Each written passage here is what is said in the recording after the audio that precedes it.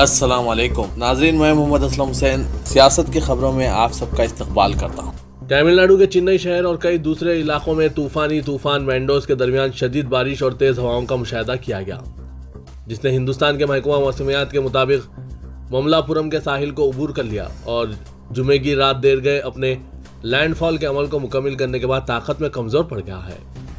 चेन्नई के कई इलाकों में पानी भर जाने और तेज हवाओं ने चेन्नई और करीबी जंगल पिट्टू जिले में दरख्तें जड़ से उखड़ गई। तूफान की वजह से हुई बारिश से नशेबी इलाकों में पानी जमा हो गया। चेन्नई के अरम्बकम में MMDA कॉलोनी में सड़कें पानी से भरी हुई है। एक वीडियो में देखा गया है कि एगमोर में एक बड़ा दरख्त जड़ से उखड़ गया है, जिससे करीबी पेट्रोल पंप को कई नुकसान पहुंचा है। पंजाब के जिला तरन तारण में एक पुलिस स्टेशन को रॉकेट लॉन्चर नुमा हथियार से निशाना बनाया गया। पुलिस जराये ने आज हफ्ते की सुबह ये जानकारी दी। मालूमात के मुताबिक सरहदी जिले में अमृतसर भटिंडा हाईवे पर वाक़े सरहाई पुलिस स्टेशन पर देर रात कुछ नामालूम अफराद ने रॉकेट लॉन्चर हमला किया, जिसके बाद थाने के दरवाजे का शीशा टूटा हुआ पाया गया। पुलिस के आला अफसरान ने मौके पर पहुंचकर सूरत हाल का जायजा लिया। हमले में किसी किस्म का जानी नुकसान नहीं हुआ। थाने की इमारत को मामूली नुकसान पहुंचा है। रॉकेट लॉन्चर हमला रात 1 बजे के बाद हुआ है। थाने की इमारत पर बाहर से रॉकेट लॉन्चर फायर किया गया। जराये का कहना है कि RPG ताकतवर थी, लेकिन नुकसान कम था क्योंकि ये पहले आउट पिल्लर या गेट से टकराया और फिर थाने पर गिरा। राज्यसभा में उस वक्त अफरा तफरी मच गई जब भारतीय जनता पार्टी के रुकने पार्लियामेंट करोड़ी लाल मीना ने uniform civil code in India bill 2020 पेश किया। अपोजिशन जमातों के एहतजाज के दौरान प्राइवेट मेंबर बिल पेश किया गया। बीजेपी MP ने यूनिफॉर्म सिविल कोड की तैयारी और पूरे मुल्क में इसके निफाज का मुतालबा किया। यूनिफॉर्म सिविल कोड बिल मुल्क में मजहब पर मबनी पर्सनल लॉ को खत्म कर देगा। माजी में यह बिल ऐवान में मुतारिफ करने के लिए दर्ज किया गया था, लेकिन इसे ऐवान वाला में पेश नहीं किया जा सका था। UNI के मुजीब अपोजिशन पार्टियों की जबरदस्त मुखालिफत के बावजूद गैर सरकारी बिल हिंदुस्तान में यकसा सिविल कोड 2022 जुमे को राज्यसभा में पेश किया गया। इस बिल को पेश करने के लिए भारतीय जनता पार्टी के करोड़ी लाल मीना की तरफ से लाई गई तहरीक के हक में 63 और मुखालिफत में 23 वोट पड़े। तृणमूल कांग्रेस, बैजू जनता दल और YSRCP के अराकीन ने तकसीम से पहले कुछ कहे बगैर ऐवान से वॉकआउट कर दिया। सुप्रीम कोर्ट ने गैर सरकारी तंजीम citizens for justice and peace की तरफ से दाखिल की गई एक मुफाद आमा की दरख्वास्त को कबूल करने से इनकार कर दिया, जिसके जरिए मजहबी जुलूसों या शोभा यात्राओं जिसमें लोग हथियार लहराते हैं, इसके लिए सख्त जवाबीत की दरख्वास्त पर गौर करने से इनकार करते हुए कहा कि हम हमेशा मजहबी त्यौहारों को फसादात के वक्त के तौर पर क्यों पेश करना चाहते हैं। चीफ जस्टिस DY चंद्रचूड़ की ज़ेर सदारत बेंच ने दरख्वास्त गुजारों के वकील से कहा कि महाराष्ट्र में गणेश पूजा की तकारीब को देखें, जहां लाखों लोग जमा होते हैं लेकिन कोई फसादात नहीं होते। महाराष्ट्र में भी शोभा यात्रा होती है और बमुश्किल किसी नाखुशगवार वाक़े की इत्तला मिली है। NGO ने, जिसके सेक्रेटरी समाजी जहेजगार टीस्टा सेटलवात हैं, शोभा यात्रा में हथियारों की नुमाइश पर पाबंदी लगाने का मुतालबा किया। चीफ जस्टिस ने NGO के वकील से कहा कि तमाम मजहबी जुलूसों को हंगामी आरई के तौर पर पेश न करें और निशानदही की कि नज़्म व ज़ब्त रियासत का मौजू है।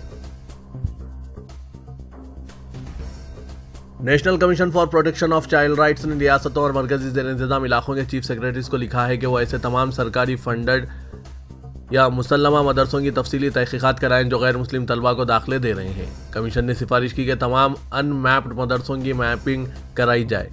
NCPCR को शिकायतें मिली थी कि बाज़ मदरसों में माँ बाप की रजामंदी के बगैर गैर मुस्लिम बच्चों को मजहबी तालीम दी जा रही है। मुल्क में मुख्तलिफ रियासतों में ऐसा हुआ है, इनका मानना है। मरकजी वज़ीर दाखिला अमित शाह 14 दिसंबर को महाराष्ट्र और कर्नाटक के चीफ मिनिस्टर से मुलाकात करेंगे, ताकि दोनों रियासतों के दरमियान सरहदी तनाज़े पर गर्म जज्बात को ठंडा किया जाए। NCP कायद अनमोल कोल्हे ने यह बात बताई। शरूर के रुकने लोकसभा अनमोल कोल्हे महाविकास अघाड़ी अरकान पार्लियामेंट के वफ्द के साथ नई दिल्ली में अमित शाह से मुलाकात के बाद मीडिया से बातचीत कर रहे थे। दौरान मुलाकात MVA वफ्द ने अमित शाह को बताया कि महाराष्ट्र और कर्नाटक के दरमियान सरहदी तनाज़ा ऐसे मुकाम पर पहुंच गया है कि वो तशद्दुद की शक्ल इख्तियार कर सकता है। शहरियत छोड़ देने वाले हिंदुस्तानियों की तादाद गुज़िश्ता चंद साल में काबिल लिहाज हद तक बढ़ गई है। साल 2017 में यह तादाद 1,33,049 थी, जो 5 साल बाद जारिया साल अक्टूबर तक बढ़कर 1,83,741 हो गई है। मुमलिकती वज़ीर ख़ारजा वी मुरलीधरन ने लोकसभा में तहरीरी जवाब में बताया कि 2015 में 1,31,489 हिंदुस्तानी शहरियों ने अपनी शहरियत तर्क कर दी। 2016 में यह तादाद 1,41,603 रही। साल 2017 में 1,33,049 और साल 2018 में 1,34,561 हिंदुस्तानियों ने दीगर ममालिक की शहरियत अख्तियार कर ली। साल 2019 में यह तादाद 1,44,017, साल 2020 में 85,256 और साल 2021 में 1,63,370 रही। हिमाचल प्रदेश असेंबली इंतखाबात में शानदार कामयाबी हासिल करने वाली कांग्रेस पार्टी अब हुकूमत साजी में मसरूफ हो गई है। बीजेपी की जानिब से खरीदो फरोख्त का सिलसिला शुरू होने से कबल ही कांग्रेस रियासत में हुकूमत साजी कर लेना चाहती है। इसीलिए पार्टी की जानिब से हिमाचल कांग्रेस के इंचार्ज राजीव शुक्ला, भूपेश बाघेल और भूपेंद्र हुड्डा को मरकजी मुशाहिद बनाकर वहां भेजा गया है। इन तीनों लीडरान ने रियासत के गवर्नर राजेंद्र विश्वनाथ आर्लेकर से सबसे पहले मुलाकात की और हुकूमत साजी का दावा पेश करने के लिए वक्त मांगा है। हालांकि इब्तिदा में यह बात सामने आई थी कि तीनों लीडरान ने हुकूमत साजी का दावा पेश किया है, लेकिन बाद में इसकी वजाहत की गई कि यह मुलाकात खैर सगाली के तौर पर की गई थी ताकि गवर्नर से वक्त मांगा जा सके। दूसरी तरफ पार्टी के लिए बड़ा मसला हुकूमत साजी नहीं बल्कि वज़ीर आला का इंतखाब है, जो ज़्यादा मुश्किल अमर साबित हो रहा है क्योंकि यहाँ इस कुर्सी के लिए एक से ज़्यादा दावेदार मौजूद है और सभी अपने लिए जोरदार तरीके से लॉबिंग कर रहे हैं, जिसका नज़ारा शिमला की सड़कों पर और पार्टी सदर दफ्तर में वाज़े तौर पर किया जा रहा है। श्रद्धा वालकर कत्ल केस के पस मंजर में महाराष्ट्र में भी लव जिहाद कानून बनाने का मुतालबा जोर पकड़ रहा है। इस ताल्लुक से रियासत के नायब वज़ीर आला देवेंद्र फडणवीस ने कहा कि रियासत में भी लव जिहाद के मामला सामने आ रहे हैं और हम इसे रोकने के पाबंद हैं। उन्होंने श्रद्धा के वालिद से मुलाकात के बाद कहा कि इस ताल्लुक से फैसला कुन कदम के बारे में गौर किया जा रहा है। उन्होंने इशारा दिया कि महाराष्ट्र असेंबली के सरमाई इजलास में लव जिहाद से मुतालिक कानून पेश करके इसे मंजूर करवाया जा सकता है। उन्होंने कहा कि लव जिहाद पर दीगर रियासतों जैसा ही सख्त कानून बनाने की जरूरत है।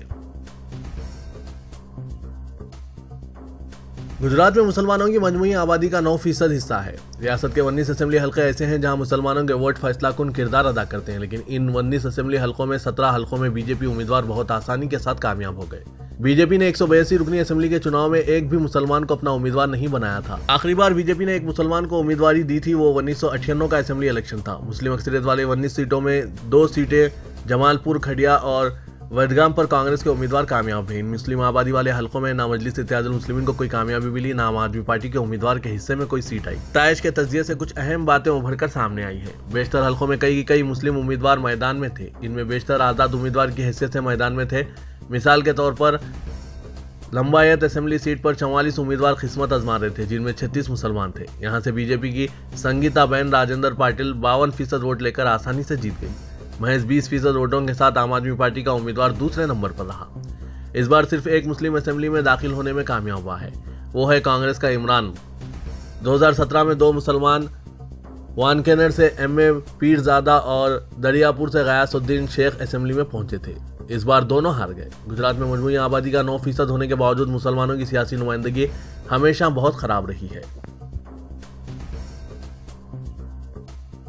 तेलंगाना के वज़ीर आला के चंद्रशेखर राव ने कहा कि अलहदा तेलंगाना रियासत की तश्कील के बाद शहर हैदराबाद को पावर आइलैंड में तब्दील कर दिया गया। न्यूयॉर्क, पेरिस और लंदन में बरक़ी सरबराही मनक़ता हो सकती है, मगर हैदराबाद में बरक़ी सरबराही मनक़ता नहीं होगी।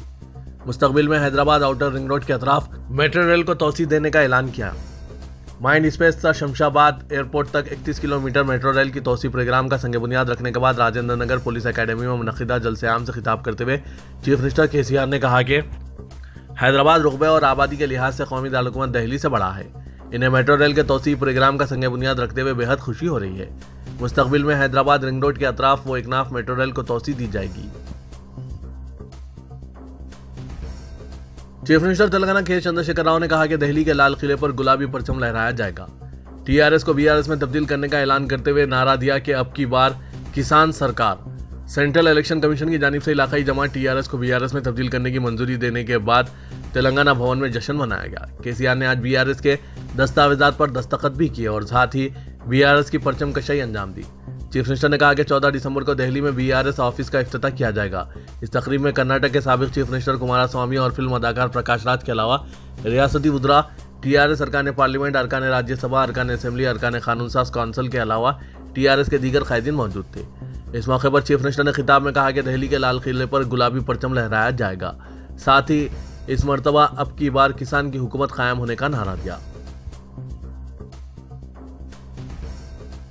शहर हैदराबाद के मारूफ माहिर अमराज कल्ब डॉक्टर सुधीर नायक को कार्डियोलॉजी सोसाइटी ऑफ इंडिया का कारनामा हयात अवार्ड पेश किया गया। ये अवार्ड चेन्नई में 8 दिसंबर को मुनक्किदा कार्डियोलॉजी सोसाइटी ऑफ इंडिया के सालाना इजलास में पेश किया गया। इस मौके पर तमिलनाडु के वजीर सेहत M.A. सुब्रमण्यन, कार्डियोलॉजी सोसाइटी के सदर डॉक्टर P.S. बनर्जी और दूसरे मुअज्जिज़ीन मौजूद थे। डॉक्टर सुधीर नायक मुत्तहिदा आंध्र प्रदेश रियासत के पहले DM क्वालिफाई माहिर अमराज कल्ब थे।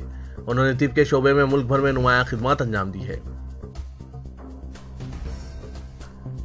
गुजरात इंतखाबात में कामयाबी के बाद बीजेपी ने तेलंगाना में भी वोटों की तकसीम की पॉलिसी इख्तियार करने हिकमत अमली तैयार करके तेलंगाना में पार्टी को मुस्तहकम करने का मंसूबा बनाया है।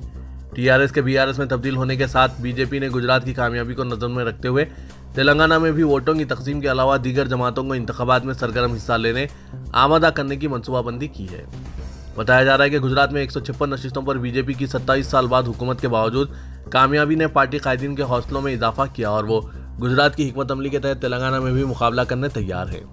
जराये के मुताबिक तेलंगाना में आम आदमी पार्टी के अलावा शर्मिला की नई पार्टी YSRTP को भी तमाम हल्क़ाजात पर मुकाबले के लिए आमादा किया जाएगा और मुस्लिम वोटों की तकसीम के लिए अलहदा मनसूबाबंदी की जाएगी। पार्टी ने तेलंगाना इंतखाबात को मुल्क के आम इंतखाबात के साथ करवाने की जो हिकमत अमली तैयार की है, इसके मुतालिक कायदीन का कहना है कि 2018 असम्बली में इंतखाबात में TRS ने रियासत में 46% वोट हासिल किए थे और बीजेपी को महज 7% वोट मिले थे। कांग्रेस ने 2018 में 28% वोट लिए थे, लेकिन चंद माह बाद आम इंतखाबात में TRS के वोट शेयर में 5% की गिरावट आई थी और TRS ने 41% वोट हासिल किए, जबकि कांग्रेस को 29% वोट मिले। बीजेपी ने 19% वोट हासिल किए। जराये के मुताबिक आम आदमी पार्टी तेलंगाना में पूरी शिद्दत से मुकाबले की मनसूबाबंदी करने लगी है और गुज़िश्ता दिनों वज़ीर-ए-आज़म की जानिब से YS शर्मिला से फ़ोन पर राब्ता और इन्हें दौरे दहली पर तलब किए जाने के बाद कहा जा रहा है कि बीजेपी शर्मिला को तेलंगाना में सरगर्म करने की कोशिश में मसरूफ़ है। अलावा बीजेपी और तेलुगु देशम के इत्तेहाद का भी इम्कान है।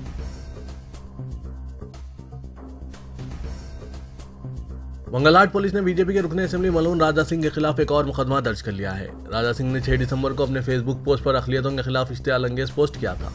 इस मामले पर पुलिस ने इसे नोटिस जारी करते हुए अंदरून 48 घंटे जवाब देने की ख्वाहिश की थी।